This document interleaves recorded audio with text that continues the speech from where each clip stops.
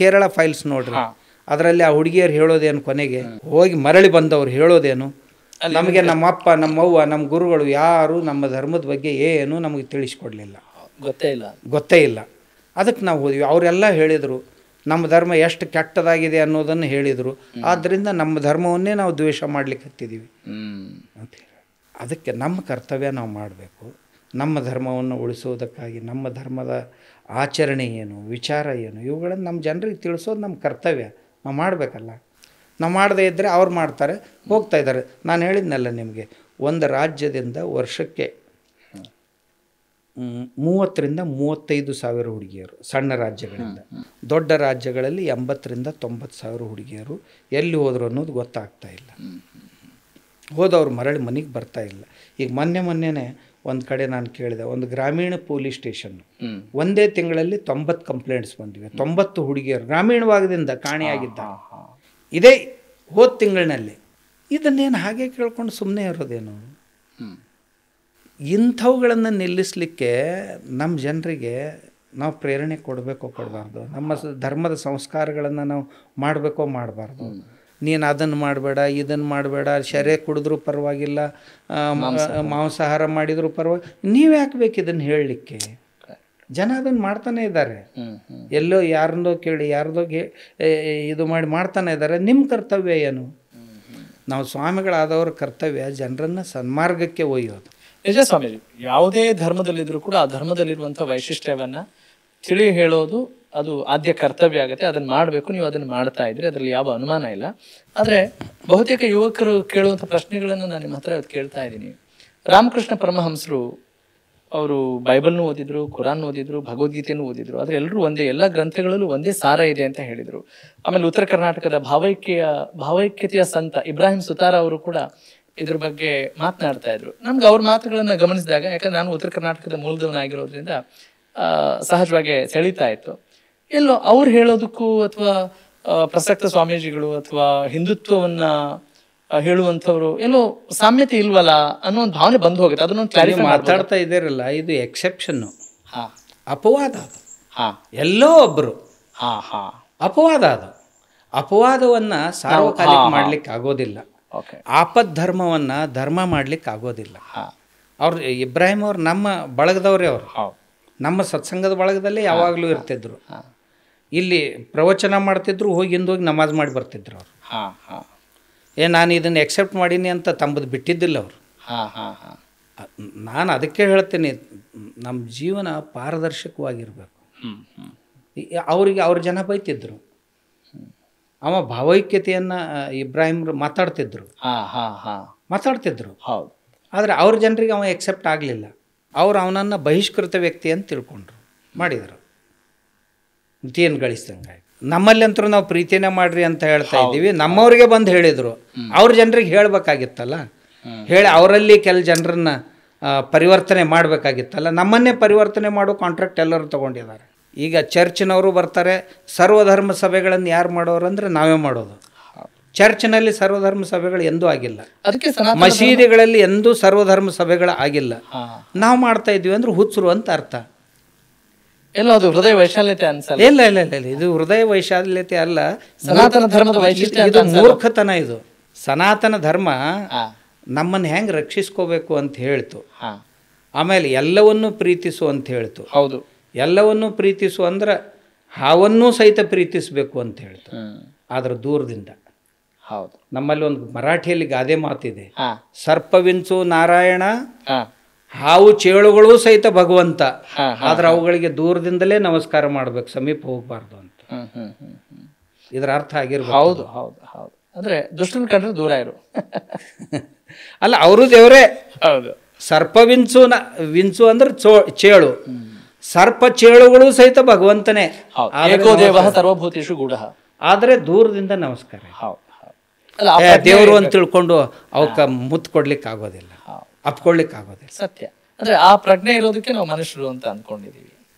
ಸ್ವಾಮೀಜಿ, ಈಗ ರಾಜಕಾರಣ ಹೆಂಗೆ ನಿಮ್ಗೆ ಇಷ್ಟೊಂದು ಹತ್ರ ಆಗಿದೆ ಅಂತ ಅನ್ಕೊಳ್ಬೇಕಾ? ರಾಜಕಾರಣಿಗಳೆಲ್ಲ ತುಂಬಾ ಹತ್ರ ಇದ್ದಾರ? ರಾಜಕಾರಣಿ ನಾವು ಇರೋದೇ ವಿಶ್ವ. ನಮ್ಮ ಭಕ್ತರು ಎಲ್ಲ ಪಕ್ಷಗಳಲ್ಲೂ ಇದ್ದಾರೆ.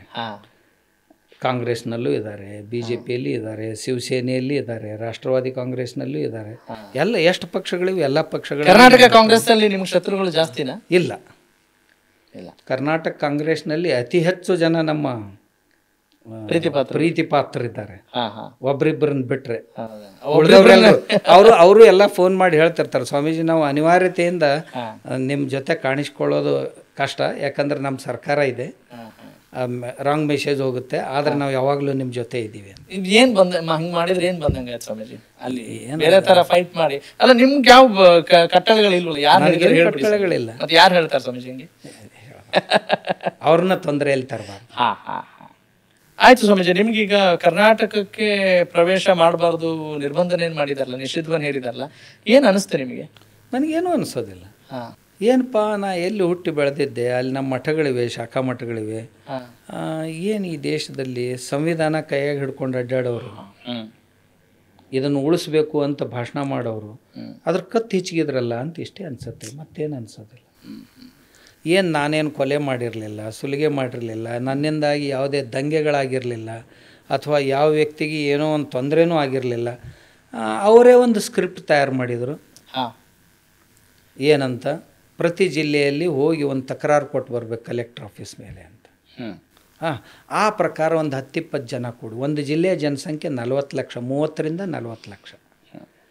ಅದರಲ್ಲಿ 20-25 ಜನ ಸೇರಿ ಕಾಡಸಿದ್ದೇಶ್ವರ ಸ್ವಾಮಿಗಳನ್ನು ನಾವು ಪ್ರತಿಭಟಿಸ್ತಾ ಇದ್ದೇವೆ ಅಂತ ಒಂದು ಅಪ್ಲಿಕೇಶನ್ ಕೊಟ್ಟರು. ಎಷ್ಟು % ಅದ್ರ ಲೆಕ್ಕ ಹಾಕ್ರಿ. ಆ ಸುಮ್ಮನಿದ್ದವರೆಲ್ಲ ಏನಂತ ತಿಳ್ಕೊಂಡ್ರಿ, ಇವರು ತಯಾರು ಮಾಡಿದಂಥವ್ರು ಕೆಲವು ಜನ ಕೂಲಿಯವ್ರು, ಮತ್ತು ಅದರಲ್ಲೇ ಕೊಟ್ಟು ಬಂದು ಇನ್ನು ಕೆಲವು ಜನ ಹುಚ್ಚರು ಇರ್ತಾರೆ, ಅಲ್ಲೇ ರಸ್ತೆ ಮೇಲೆ ನಿಂತಿರ್ತಾರೆ, ಯಾವುದೇ ಸಮೂಹ ಮೋರ್ಚಾ ಹೊಂಟ್ತು ಅಂದ್ರೆ ಅದ್ರಗೂಡು ಹೊರಟುಬಿಡ್ತಾರೆ. ಅಂಥವರು ಒಂದು 10-20 ಜನ ಅವುಗಳಲ್ಲಿ ಇರ್ತಾರೆ. ಇನ್ನು ಕೆಲವು ಜನ ಹಿಡ್ಕೊಂಡು ಬಂದಿರ್ತಾರೆ, ಅವ್ರಂತಾರೆ ಯಾಕೆ ಕರ್ಕೊಂಡು ಬಂದಾರನ್ರಿ, ಇವ್ರು ಬಾ ಅಂದರು ಅದಕ್ಕೆ ಬಂದೀನಿ ಅಂತ ಹೇಳ್ತಿರ್ತಾರೆ. ಗೊತ್ತೇ ಇರಲ್ಲ ಅವ್ರಿಗೆ. ಅಂಥವ್ರೆಲ್ಲ ಸೇರಿ ಏನೇನೋ ಮಾಡಿದರು. ಆಮೇಲೆ ಎಲ್ಲ ಜಿಲ್ಲೆಗಳಲ್ಲಿ ಇವ್ರು ಕೊಡಬೇಕು. ಇವ್ರು ಕೊಟ್ಟ ನಂತರ ಪೊಲೀಸರು ಅದನ್ನು ಗುಪ್ತಚರ ಇಲಾಖೆಗೆ ಕಳಿಸಿ, ಏನಿದೆ ಸ್ವಲ್ಪ ಗ್ರೌಂಡ್ ರಿಪೋರ್ಟ್ ಇದು ಮಾಡಬೇಕು, ನೀವು ರಿಪೋರ್ಟಿಂಗ್ ಮಾಡಬೇಕು ಅಂತ. ಆಮೇಲೆ ಅವರು ಅದನ್ನು ರಿಪೋರ್ಟಿಂಗು, ಭಾರೀ ಜನಕ್ಷೋಭ ಇದೆ, ಭಾರೀ ದಂಗೆಗಳು ಏಳುವಂಥ ಸಂಭವ ಇದೆ, ಆದ್ದರಿಂದ ತಾವು ಯೋಗ್ಯ ಕ್ರಮಗಳನ್ನು ಕೈಗೊಳ್ಳಬೇಕು ಅಂತ ಅವರೊಂದು ರಿಪೋರ್ಟ್ ತಯಾರು ಮಾಡಬೇಕು. ಇದೆಲ್ಲ ಸ್ಕ್ರಿಪ್ಟ್ನಲ್ಲಿ ಮೊದಲೇ ಬರೆದಿರುತ್ತೆ. ಆಮೇಲೆ ಅದು ಕಲೆಕ್ಟ್ರಿಗೆ ಹೋದ ಕೂಡಲೇ ಕಲೆಕ್ಟ್ರು ಈ ವ್ಯಕ್ತಿ ಇಲ್ಲಿ ಬಂದರೆ ಹೀಗಾಗುತ್ತೆ, ಆದ್ದರಿಂದ ನಾವು ಅವ್ರನ್ನ ಈ ಜಿಲ್ಲೆಗೆ ಪ್ರತಿಬಂಧಿಸ್ತಾ ಇದ್ದೀವಿ. ನಿನ್ನೆ ಯಾರೋ ಒಬ್ಬರು ಮಂತ್ರಿಗಳು ಹೇಳಿದ್ದಾರೆ, ನಾವು ಇಡೀ ರಾಜ್ಯಕ್ಕೆ ಅವ್ರನ್ನ ಬರೋದಕ್ಕೆ ಪ್ರತಿಬಂಧ ಮಾಡ್ತಾ ಇದ್ದೀವಿ ಅಂತ. ಅಂದರೆ ಇದು ಸ್ಕ್ರಿಪ್ಟ್ ರೆಡಿ ಇದೆ ಅಂತ ಆಯಿತು ಅಂತ ನಿಮ್ಮ ಅನಿಸಿಕೆ? ನನ್ನ ಅನಿಸಿಕೆ ಅಲ್ಲ, ಎಲ್ಲರ ಅನಿಸಿಕೆ. ಸ್ವಾಮೀಜಿ, ಹೈಕೋರ್ಟ್ ಕೂಡ ಆ ನಿರ್ಬಂಧವನ್ನು ಎತ್ತಿ ಹಿಡಿತು ಅಲ್ವಾ? ಆ ಆದೇಶಕ್ಕೆ ನಾವು ವಕೀಲರನ್ನು ಕೊಟ್ಟಿದ್ದೀವಿ. ಅವರು 1 ಗಂಟೆ 2 ಗಂಟೆಯಲ್ಲಿ ಸ್ಟಡಿ ಮಾಡಲಿಕ್ಕೆ ಆಗಲಿಲ್ಲ. ಅದರಿಂದ ಎಲ್ಲಾದರೂ ನಾವು ಕಡಿಮೆ ಬಿದ್ದಿರಬೇಕು. ಅದರಿಂದ ಆಮೇಲೆ ಎದುರಿನ ಪಕ್ಷದಲ್ಲಿ ಸರ್ಕಾರದ ಮುಖ್ಯ ಅಧಿವಕ್ತರೇ ಬಂದು ನಿಂತಿದ್ದರು. ಆವಾಗ ಯಾವಾಗಲೂ ಸ್ವಲ್ಪ ಕೋರ್ಟ್ಗಳ ಮೇಲೆ ಪ್ರೆಷರ್ ಬರುತ್ತೆ ಅಂಥ ಸಂದರ್ಭಗಳಲ್ಲಿ. ಹಾಗೂ ಇರ್ಬೋದು, ಅಥವಾ ನಾವು ಎಲ್ಲಾದರೂ ನಮ್ಮನ್ನು ಸಮರ್ಥಿಸಿಕೊಳ್ಳುವಲ್ಲಿ ಕಡಿಮೆ ಬಿದ್ದಿದ್ದೀವಿ, ಅದರಿಂದ ಆಗಿರ್ಬೋದು. ಅದು ಅಂದರೆ ನಿಮ್ಮ ಮೇಲೆ ಯಾವ ಪರಿಣಾಮ ಬೀರಲ್ಲ, ಅದು ಏನಾದರೂ ಆದೇಶ ಬರಲಿ, ಏನಾದರೂ ಬರಲಿ, ಅದು ಕೋರ್ಟ್ ಕೊಟ್ಟದ್ದನ್ನು ಸ್ವೀಕರಿಸೋದು ಅಷ್ಟೇ ನಮ್ಮ ಕೆಲಸ. ನೀವು ತಪ್ಪು ಕೊಟ್ರಿ ಅಂತ ಹೇಳಲಿಕ್ಕೆ ಆಗಲ್ಲ. ಅದು ಅವ್ರಿಗೇನು ಯೋಗ್ಯ ಅನಿಸ್ತು ಕೋರ್ಟನ್ನು ಯಾವಾಗಲೂ ಸನ್ಮಾನಿಸಬೇಕು. ಅವ್ರು ಕೊಟ್ಟದ್ದು ಸರಿ ಅಂತ ಅಂದ್ರೆ ಅನ್ನಿಸ್ತಾ, ನಾನು ಸ್ವಲ್ಪ ಸಾವಧಾನವಾಗಿ ಇಲ್ಲ, ಇವತ್ತಿಗೂ ಅನ್ನಿಸ್ತಾ ಇಲ್ಲ ನನಗೆ. ಯಾಕಂದರೆ ಅದು ಡೈಲ್ಯೂಟ್ ಆಗಿದೆ. ಈಗ ಎಲ್ಲರೂ ಸ್ವೀಕರಿಸಿದ್ದಾರೆ. ತುಂಬ ಜನ ಹೇಳ್ತಾ ಇದ್ದಾರೆ, ಸ್ವಾಮೀಜಿ ನೀವು ಮಾತಾಡಿದ್ದು ಬಹಳ ಕಡಿಮೆ ಅಂತ. ಇವರನ್ನು ನೋಡಿದರೆ ಇನ್ನೂ ಕಠೋರವಾಗಿ ಮಾತಾಡಬೇಕಾಗಿತ್ತು. ತಾವು ಕಮೆಂಟ್ಸ್ ಓದ್ರಿ ಗೊತ್ತಾಗುತ್ತೆ. ಕೆಲವು ಜನ ಅವರು ತಾಲಿಬಾನಿ ಕಮೆಂಟ್ಸ್ ಹಾಕಿದ್ದಾರೆ, ಅವನ್ನೂ ಓದ್ರಿ. ಬಸವಣ್ಣವ್ರು ನೀವು ಆಗಲೇ ಹೇಳಿದ್ರಲ್ಲ, ಸದುವಿನಯವೇ ಸದಾಶಿವನ ಒಲುಮೆಯ್ಯ, ನುಡಿದರೆ ಮುತ್ತಿನ ಹಾರ. ಹಾಗಾದರೆ ಇವರೆಲ್ಲ ಬಸವಣ್ಣನ ಭಕ್ತರು ಅಂತ ಹೇಳ್ಕೊಳ್ಳೋರು.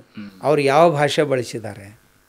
ಆಮೇಲೆ ಕಾಡಸಿದ್ದೇಶ್ವರ ಸ್ವಾಮಿಗಳ ಭಾವಚಿತ್ರ ತಗೊಂಡು ಅದರ ಮೇಲೆ ಒಬ್ಬ ಮುಸ್ಲಿಮ್ನನ್ನು ಕರ್ಕೊಂಡು ಬಂದು ಮೂತ್ರೆ ಮಾಡಿಸಿ, ವಿಜಯಪುರದಲ್ಲಿ ಆ ಮಂತ್ರಿಗಳು ಮುಸ್ಲಿಮ್ನನ್ನು ಕರ್ಕೊಂಡು ಬಂದು ಅದ್ರ ಮೇಲೆ ಮೂತ್ರೆ ಮಾಡಿಸಿ ಆಮೇಲೆ ಅದಕ್ಕೆ ಬೆಂಕಿ ಹಚ್ಚೋದು, ಇದು ಬಸವಣ್ಣನ ತತ್ವನಾ?